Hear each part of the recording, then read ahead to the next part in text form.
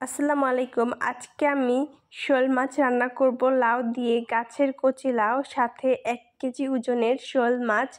এখন আমি শোল মাছটা কেটে নিয়েছি, সাথে লাউটাও কেটে নিয়েছি। এই পাশে শোল মাছটা আবার আমি হলুদ লবণ দিয়ে ভালো করে মেখে ভেজে নিচ্ছি তেলের মধ্যে। মাছ যদি হালকা ভেজে রান্না করা হয় তাহলে মাছের টেস্টটা বেড়ে যায়। এখন হাঁড়িতে পরিমাণ মতো তেল দিয়ে পেঁয়াজ কাঁচামরিচ ভেজে নিচ্ছি।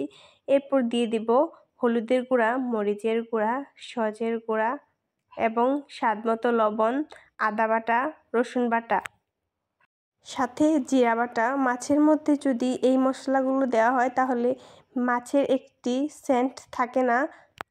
এখন আমি সেই লাউগুলো দিয়ে দিচ্ছি। মশলার সাথে ভালো করে কিছুক্ষণ রান্না করে নেব।